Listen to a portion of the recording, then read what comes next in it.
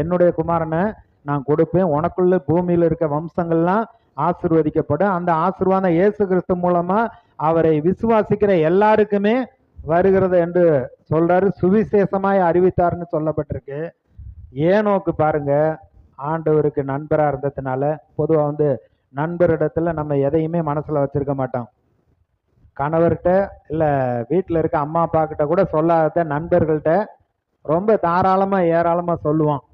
அவங்க என்ன நினைப்பாங்க அப்படியெல்லாம் இல்லை, என் நிலைமை தாப்பா, இதுக்கு ஏதாச்சும் ஐடியா சொல்லுன்னு அப்படி கேட்போம். அது போல கர்த்தர் தேவனோடு சஞ்சரித்து கொண்டு இருந்தான்.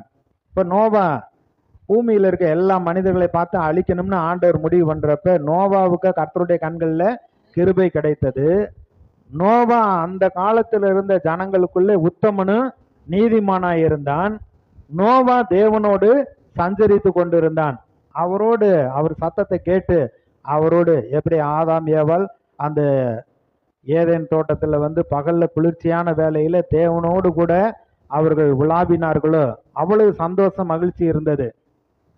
அது போல நோவா கர்த்தரோடு சஞ்சரித்து கொண்டிருந்தான். அவனும் அவனுடைய குடும்பமும் காக்கப்படும்படியாக கொப்பேர் மரத்துல பேழையை கட்ட சொன்னாரு. கர்த்தர் சொன்னபடியே நோவா செய்து முடித்தான். அவனுடைய குடும்பம் காக்கப்பட்டது. அப்ப இன்றைக்கு நமக்கும் கர்த்தருக்கும் இருக்கக்கூடிய அந்த உறவு ஐக்கியம், ஜெப வாழ்க்கை அது குறையாம இருக்க வேண்டும். நிறைய பழமொழியெல்லாம் சொல்லியிருக்காங்க. ஜெபம் இல்லாத வீடு கூரை இல்லாத வீடு, வெயிலும் அடிக்கும் மழையும் பெய்யும். அடுத்து ஜெபிக்காதவர்களுடைய வாழ்க்கை அவங்க கையிலே கிடையாது. ஏன்னா யோபு அப்படித்தான் சொல்றாரு, ஜெபிக்காதவர்களுடைய வாழ்க்கை அவங்க கையிலே கிடையாது, எதுவுமே என் கட்டுப்பாட்டில் இல்லைங்க, நான் ஒன்று சொன்னா 10 விதமா அர்த்தம் எடுத்துட்டு பிரச்சனையா வருது அப்படிங்கிறோம். ஆனா ஜெபிக்கிறப்ப கர்த்தரோட ஐக்கியமா இருக்கிறப்ப, நீங்க ஆண்டவருடைய வசனத்தின்படி ஜெபம் பண்றப்ப எல்லாம் உங்களுடைய கட்டுப்பாட்டுக்குள்ளே இருக்கும். அவர் சொல்ல ஆகும், அவர் கட்டளையிட நிற்கும்.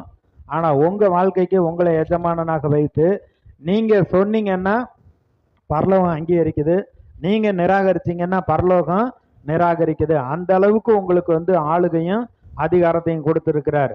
அப்ப அவரோடு இருக்கிற ஐக்கியம் ஜெபம் அதுல குறையவே கூடாது, அதை நம்ம விட்டுறக்கூடாது. தொடர்ந்து ஐக்கியத்துல அப்படி வருகிறப்ப பிரச்சனைகள் வந்தாலும் நம்ம ஜெயம் எடுக்கிறோம்.